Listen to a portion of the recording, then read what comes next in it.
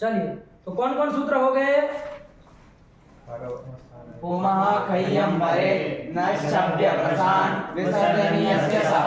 ये सब हो गया। हाँ। ये दिक्कत नहीं ना? नहीं। अच्छे लगा, आगे बढ़ते अब सीधे। हाँ। चलो, कौन सूत्र आया? ऋण पे। ऋण पे, यही सूत्र आया। यहीं से चला जाए। हाँ। ऋण पे कितने पद है बताओ जरा इसमें? 2 पद। कितने पद है? दो। 2 पद है। एक बार बोलो वृत्ति इसका। नृत्यस्य रूपापे। क्या? नृत्यस्य रूपापे। रूपापे। चलो, नृण पे। नृ कैसा लिखा है? ऐसा? हाँ। क्या आ रहा है ना? नृण कैसा लिखा है? ऐसा ऋण लिखा है। नृण पे। कितने पद है बाबू? 2 पद है। एक तो नृण और पे। ये री का बाबू ह्रस्व होता है ना, री तो एक ही किया जाता है। हाँ। दीर्घ री लिखना हो तो ऐसे 2 बार दीर्घ री है। हाँ। इसका और कुछ मत समझना लो कि ये कौन सा वर्ण लिखी है। दीर्घ री लिखा है और कुछ नहीं आया। हाँ। नृण पे 2 पद, एक है नृण, एक है पे। फर्स्ट अध्याय में कहाँ का है जरा बता दो? 8वें अध्याय के तीसरे भाग का 10वां सूत्र है कि नहीं है? हाँ। 8 3 1 से वो मतु वसो रू संबुद्धो से रू चला है ना? हाँ। तो वो रू की अनुवृत्ति आई है कि बाबू हाँ। रूहुस्यात् आया कि नहीं आया? हाँ। रूहुस्यात् किसको स्यात्? तो नृण को होता है। हाँ। आया कि नहीं आया? रू होता है कब? पे। पे कहाँ का है? सप्तमी का सप्तमी एक वचन में बन जाएगा ना? पे है। हाँ। तो पकारे परे प यदि पर में हो तो नृण को रू होता है। और नृण की षष्ठी में नृण शब्द का नृण हो तो इसका षष्ठी में क्या बनता है बताओ? ददत का षष्ठी में क्या बनता है? हाँ, और नृण का क्या बनेगा? नृणः बनना चाहिए ना? तो नृणः पे लिखना चाहिए। हाँ। षष्ठी करनी हो तो नृणः पे, नृण को पे होता है। हाँ। और नृण को रू होता है तो नृणः कहना चाहिए ना? हाँ। लेकिन दत्ता महाराज क्या लिख के गए हैं? नृण लिखा है। तो वहां पर षष्ठी, ये प्रथमा षष्ठी अर्थ है प्रथमा, ऐसा कर लेना। या तो षष्ठी का लोप मान लेना, या तो षष्ठी अर्थ है प्रथमा की गई ऐसा मान लेना। लेकिन वो षष्ठी अंत मानना बाबू। आया कि नहीं आया? अर्थ करते समय ध्यान रखना। देखो इसीलिए और क्या कर रहे? नृण इत्यस्य लिख रहे हैं नहीं? हाँ। नृण इत्यस्य। नृण इत्यस्य मतलब इसको क्या होता है? रूहुस्यात्। रू होता है कब होता है बाबू? पे मतलब पकारे परे। और यदि पर में हो तो नृण को रू होता है पकारे परे। आया कि नहीं आया? हाँ। इतनी सी बात है, सरल सी है, कुछ नहीं है बाबू। ठीक है ना? हाँ। कि नृण कहाँ का बनता है? नृण शब्द कहाँ बनता है? एक शब्द है बाबू नृ शब्द है। क्या शब्द है? नृ। रूपचंद्रिका रखे है। हाँ। इसमें ऐसा नृ शब्द निकालो जरा फटाफट। नृ शब्द, अरे राम शब्द है ना, वैसे नृ शब्द फटाफट अनुक्रमणिका में देख के नृ शब्द निकालो। चलो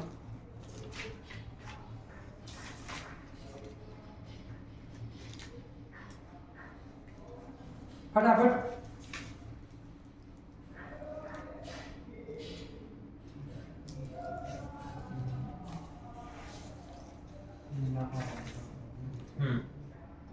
देखो उसने ढूंढ लिया तुम्हारे पहले। सब लोग मिला तुमको? टूटू? हाँ, टूटू को मिला। जल्दी निकालो।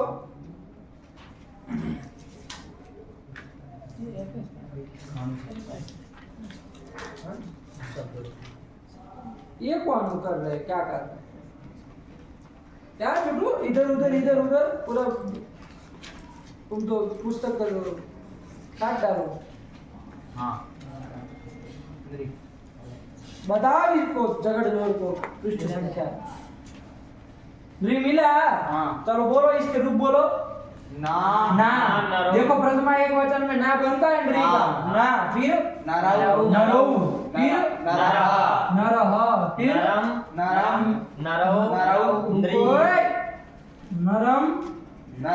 नरौ, क्या बनता है?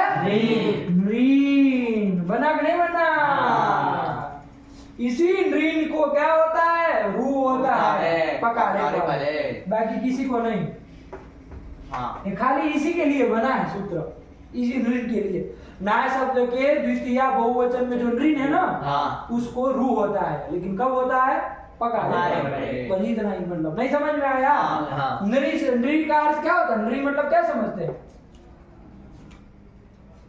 अर्थ लिखा होगा ना शब्द का अर्थ हिंदी में लिखते हो का उसमें मनुष्य मनुष्य नृ नहीं कहते नृ नर आप लोग हिंदी में थोड़ा कह देते हैं तो वही है ना उसका प्रथमा एक ना मतलब मनुष्य ना मतलब नहीं खाना है ना वो वाला ना नहीं है ना मतलब मनुष्य नरो मतलब दो मनुष्य और नरह मतलब बहुत सारे मनुष्य आप लोग हिंदी में नर मतलब एक समझते हैं लेकिन नर बहुवचन में बनता है क्या है कि नरम ये द्वितीय एक वचन नरो द्वितीय द्विवचन और नृण मतलब द्वितीय बहुवचन चलो यही नृण है कि नहीं है इसी के लिए बना आगे कहीं नृण नहीं ना बन रहा है पूरे शब्द में देख लो एक बार पढ़ लो ना नरो नरः नरम नरो नृण नृ नृभ्यां नृभिः नृ नृभ्यां नृभ्यः नुः नृभ्यां नृभ्यः नुः नृः नृणां नृणां नरी नृः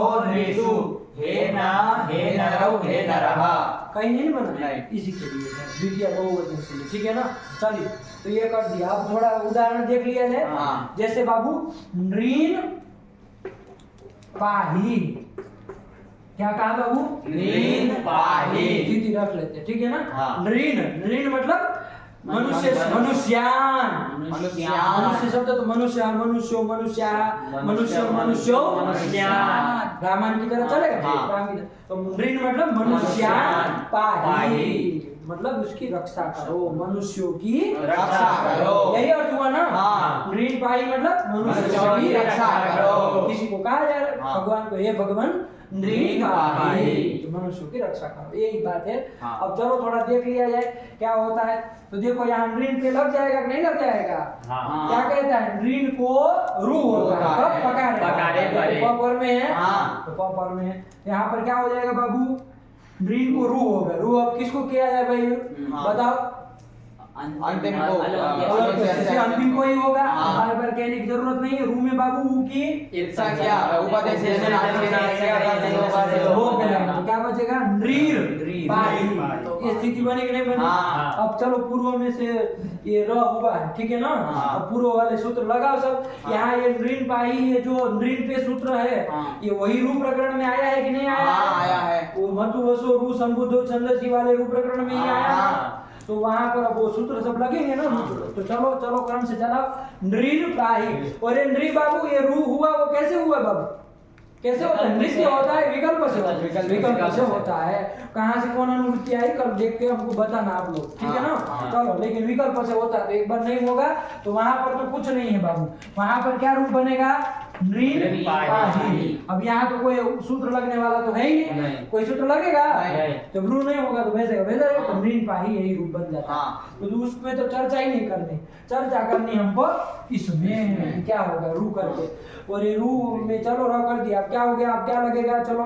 अत्रानुनासिका पूर्वस्य तु वा क्या है अत्र रू प्रकरणे रोः पूर्वस्य अनुनासिको वा अत्र रू प्रकरणे रू प्रकरण है उसमें रोह पूर्वस्य रू से पूर्व में जो है रू से पूर्व में कौन है बाबू री दीर्घ है री उसको क्या होगा बाबू अनुनासिक आदेश होगा अनुनासिक आदेश क्या होगा बताओ बहुत सारे अनुनासिक आदेश होते हैं तो क्या क्या है अनुनासिक री कैसा वो भी अनुनासिक री भी 18 प्रकार वो मतलब बहुत सारे प्रकार के ठीक है ना उसका अंतर तो वही पड़ेगा ना ऐसा री होता है जो बाबू है कि नहीं है ये भी अनुनासिक होता है और ये ऐसा एक होता है ये भी अनुनासिक होता है कौन सा किया जाएगा दीर्घ है ना तो हम सब देखेंगे हम मात्रा मात्रा चलो तो यही होगा तो उसको री को दीर्घ अनुनासिक री आदेश कर दिए तो क्या बन गया नृण पाही ये बन गया और ये विकल्प से होता है अनुनासिक हुआ तो जब नहीं होगा तब क्या होगा चलो बताओ नृण पाही ये था यहाँ क्या हो जाएगा कौन सूत्र लगेगा अनुनासिकात् परोनुस्वारः ये कर दिया क्या अर्थ किया इसका अनुनासिकम ये समझ में आया अनुनासिकम विहाय वाला समझ में आया चक्कर पूरा लेवल पे पंचमी हाँ ये चलो तो अनुनासिकम विहाय इसको छोड़ करके चलो इधर आ जाए रस्य परम में जो होगा तो कौन है उसके पूर्व में री उससे पर में का आगम होगा अनुनासिक अनुनासिक अनुस्वार आगम होगा उससे पर में होगा क्या बन जाएगा नृण पाही नृपाही, ये बन जाएगा। हाँ। ये हो गया। चलो अब कौन लगेगा बताओ जरा। हर अवसाने और विसर्जनीय। हाँ, क्या कहता है ये? खरी अवसाने च पदार्थस्य विसर्गः। यहाँ पर क्या पर में है? खर खर। हाँ। खर में कौन पर में है? प। खर में आता है ना? हाँ। खर में कौन कौन आता है? बस इतना ही। ये सब आते हैं, 13 आते हैं। हाँ। उसमें से ये प पर में है। हाँ। तो यहाँ पर इसको क्या हो जाना चाहिए बाबू? विसर्ग विसर्ग होना हो चाहिए। जाना चाहिए। हाँ। होना चाहिए ना आपके हाँ। मन में। लेकिन एक सूत्र आया अगला वाला। चलो नृत्य के बाद कौन सूत्र है? नहीं नहीं, चलो ये हो जाएगा, ठीक है ना?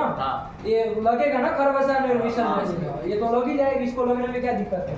तो पदार्थ रेप को विसर्ग करता है ना? हाँ। खर पर है तो पदार्थ रेप ये है। हाँ। और नृत्य पद उसी नौ को रह हुआ है तो हाँ। पदार्थ रेप है ना? हाँ। तो उसको क्या हो जाएगा? विसर्ग हो जाएगा। क्या बन जाएगा बाबू? नृपाही। और इधर भी हो जाएगा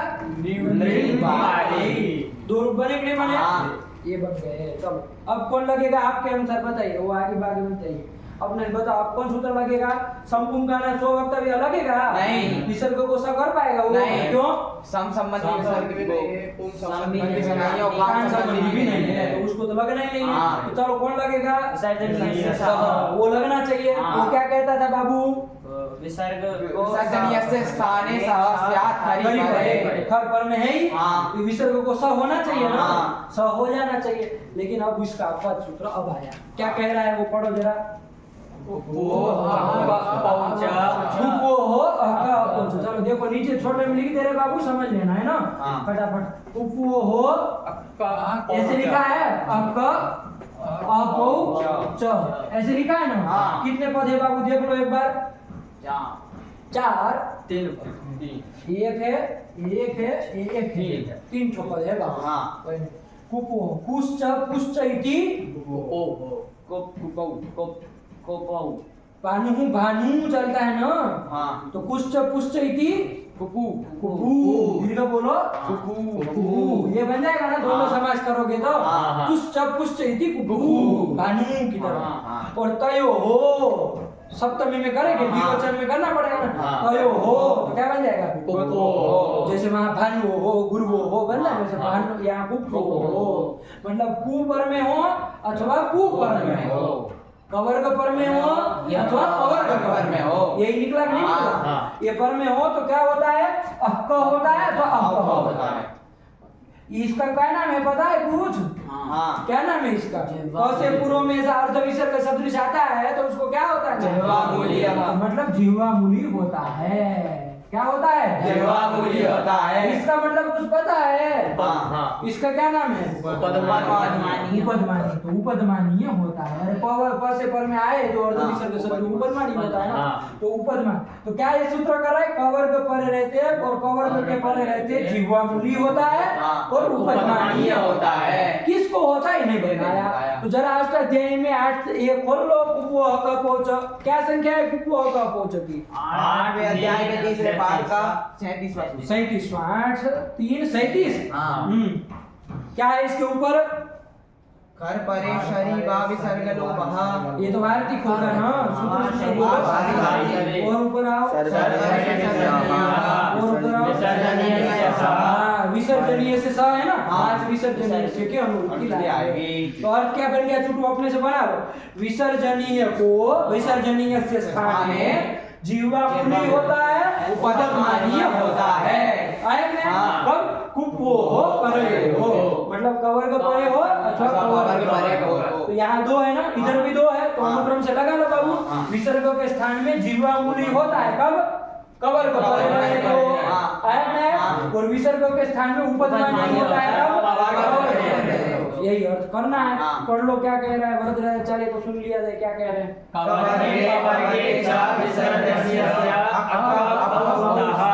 आया कि नहीं आया? वो हक्का अपो से समझना जीवामूली आया कि नहीं आया? ये कफ कुछ नहीं होता है। ये क तो खाली दिखाने के लिए कि ये जीवामूली वरना खाली ये क मिटा दे क्या समझेंगे कौन जीवामूली कौन उपदमानी। ये क तो आपको बताने के लिए लिखा। आया कि नहीं आया? जैसे देख लो, अब थोड़ा घटाएंगे उदाहरण में तो समझ में आ जाएगा। यहाँ पर हमारी स्थिति क्या बनी है बाबू? नृम्भिपाही वो बनी है। यहाँ पर क्या कहा? विसर्ग को क्या होता है? जीवामूली उपदमानी होता है। उपो परियो हो। यहाँ पर क्या कवर पर में है कि पावर पर में है? पावर पर में है। तो क्या हो जाएगा इस विसर्ग के स्थान में बाबू? उपदमानी हो जाएगा। तो क्या हो जाएगा बाबू? कुछ नहीं होगा, यही होगा, यही होगा। आया कि नहीं? इसमें फिर प मत जोड़ना है कि प कहे थे गुरुजी सूत्र में, वो तो खाली जी समझाने के लिए है कि उपदमानी है। इसी को उपदमानी कहा जाता है ना बाबा। वहाँ संज्ञा प्रकरण में पढ़ाए थे तब भी बताए थे। जहाँ पर आए हमने कहा एक क प तो खाली आपको समझाने के लिए लिखे है, वरना उसी का नाम जीवामूली है, इसी का नाम उपदमानी है। आया कि नहीं? तो चलो ये उपदमानी किया जाएगा। यही अर्थ हो गया नहीं होगा? कवर्ग के परे रहते विसर्ग के स्थान में चुटू क्या होगा? जीवामूली होगा। और पवर्ग के परे रहते विसर्ग को क्या होगा? उपदमानी होगा। नहीं समझ में आया? नहीं समझ में आया? आया तो अर्थ बोलो। कवर्गे पवर्गे च विसर्गस्य अक्क अपौस्तः। अक्क का मतलब जीवामूली और अप का मतलब उपदमानी। तो अक्क अपो का ऐसे भी बोल सकते जीवामूलियो उपदमानियो ऐसे भी कह सकते। आया कि नहीं आया? चलो होना है ये इसी तरह का और दो विसर्ग सदृश होगा। आगे मान लीजिए कवर्ग रहता तो जीवामूली होगा, लिखा तो ऐसे ही जाएगा लेकिन उसको जीवामूली कहा जाएगा। आया कि नहीं? चलो यही कर दिया। नहीं समझ में आया? यही कर दिया। तो यही हो गया बाबू। क्या आपके रूप बन गए? नृम्भिपाही था ना, उसमें यहाँ पर कौन आदेश हो गया? विसर्ग को उपदमानी हो गया। ठीक है ना? यहाँ पर नृम्भिपाही में एक बार देख लिया जाए जरा, कौन सूत्र आप लोग लगाने के लिए कह रहे थे? आप कौन सा कह रहे थे? सह लगा रहे थे ना। आपके खर पर है तो विसर्ग को सह होना चाहिए, लेकिन ये उसका अपवाद सूत्र है। आया कि नहीं आया? क्योंकि ये कवर पवर के परे रहते ही लगना है इसको बाबू, है कि नहीं है? तो कवर पवर के परे रहते ही लगना है, तो विशेष सूत्र हो गया ना, तो अपवाद हो गया। आया कि नहीं आया? तो अपवाद हो गया तो यहाँ पर वो क्या कौन लगेगा फिर? तो कौन सूत्र लगेगा चुटू? कुपोहो अक्क अपौच। कुपोहो अक्क अपौच। अक्क अपौच क्या बोलोगे? कुपोहो अक्क अपौच। आया यही सूत्र से क्या हो जाएगा बाबू? इसको क के ये मतलब पवर्ग के परे रहते विसर्ग को क्या हो जाएगा? उपदमानी हो जाएगा। हो जाएगा। ये कर लिया, उपदमानी कर लिया, ठीक हुआ। इधर भी कर लेंगे, इधर भी हो जाएगा ना। उपदमानी कर लिया, ठीक हुआ। तो दो रूप बन गए इस तरह से। विसर्जनीय से सह को बात करके लगाया, ठीक है ना? चलो मिटा दी इसको। अब देखो बाबू क्या कह रहे हैं। अब इसमें च एक बताओ, च से क्या करना है? सूत्र में कुपो का अपो च लिखा था ना, तो कवर और पावर के परे रहते विसर्जनीय से की अनुवृत्ति आई रही थी, उसको क्या होता है? अक अपो होते हैं, मतलब जीवामूली उपदमानी होते। फिर ये चौको को घुसेड़ रहा है, चौको क्या घुसेड़ रहा है? चौ से क्या करना है? तो देखो क्या लिखा? चात विसर्ग। चात विसर्ग, चात मतलब चकार। चकार ग्रहण किया सूत्र में, उससे क्या समझ लेना? विसर्ग को भी ले आना। तो यही सूत्र विसर्ग भी करेगा। समझ में आया? जीवामूली उपदमानी करता है ना, तो एक पक्ष में विसर्ग भी करेगा। इसका मतलब ये एक बार ये होगा और ये एक बार विसर्ग भी कर देगा। यही कर देगा, यही कर देगा विसर्ग। आया ना? विसर्जनीय से तो वो सब नहीं, ये क्या कर देगा? विसर्ग भी करेगा। मतलब विसर्ग को विसर्ग ही करेगा, है कि नहीं? और विसर्ग था उसको विसर्ग ही करेगा, तो विसर्ग ही रहेगा। और क्या होगा? नहीं समझ में आया? तो हटा दे इसको। तो दूसरा रूप एक एक और बन जाएगा ना बाबू। क्या बन जाएगा बताओ? क्या रहेगा इधर? आया कि नहीं आया? और एक क्या बनेगा? वो अरे रोज का वो बोलो, विसर्ग की तरह बोलो। साफ साफ विसर्ग बोलो, है ना? विसर्ग। तो कितने रूप हो गए? चार रूप बन गए इधर। आया कि नहीं आया? और जब वो आपका ये वो हुआ ही नहीं था रूप नृण पे से, तो क्या रूप बना था? तब तो जैसा था वैसा ही रहा था, नृण पाही यही बना था ना। चलो देख लो कितने रूप लिखे हैं उन्होंने। 5। कौन कौन है? मिला के चलना, ध्यान से देखना। ये वाला है सबसे पहला। कौन सा वाला है ये? इसमें बाबू अनुनासिक वाला और आगे उपदमानी।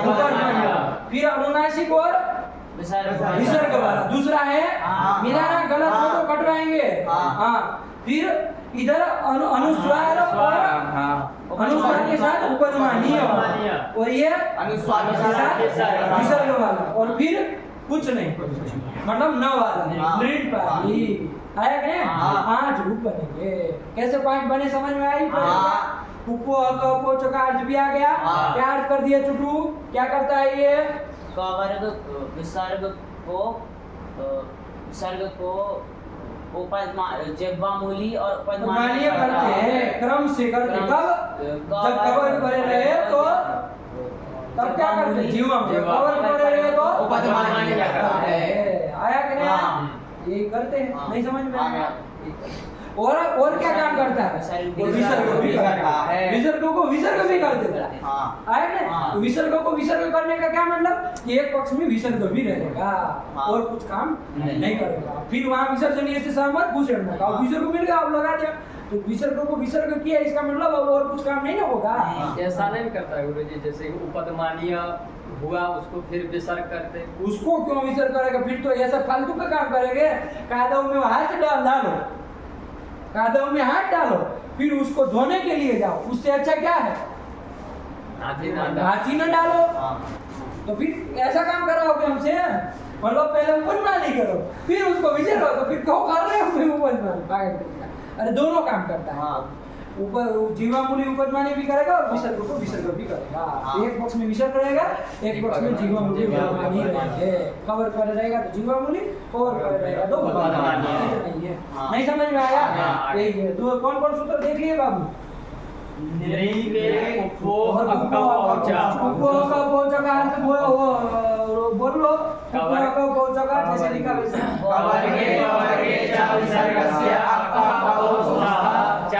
चाद विसर्ग, यहाँ तक जाना बाबू। चाद विसर्ग, इसको छोड़ना थोड़ी है। चौथे विसर्ग को भी ले आना है कि नहीं? चलो चौथे विसर्ग को लेना, ऊपर उसके ऊपर कोई विसर्ग करने वाला सूत्र होगा तभी वो चाद विसर्ग का अष्टाध्यायी में। नहीं विसर्जनीय से सना नहीं। कुप्पो का पहुंच से उल्टा पढ़ो, उसके ऊपर विसर्जनीय है ना, सर परे विसर्जनीय। ये सर परे विसर्जनीय को विसर्जनीय ही करने वाला था, तो ये भी कहा गया हम विसर्ग को विसर्ग भी करेंगे। चौसे आया कि नहीं? हाँ। ये करते हैं। ठीक हो गया? हाँ। चलो ये करते। 4 रूप 5 रूप बोल लो। कितने रूप बन गए? 5 बन गए ना? हाँ। 5 को बोलो चुटू क्रम से है।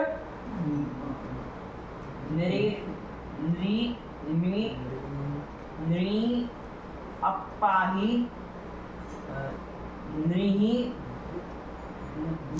अनुनासिक बोलो।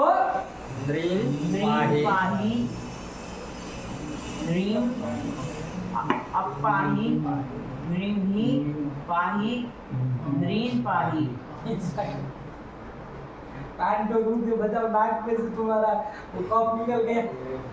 करते तब आया कि नहीं? हाँ। ये 5 रूप है बाबू, ठीक है ना? हाँ। नहीं पाए क्या बोले? बोलो सब लोग। नहीं पाए, नहीं पाए।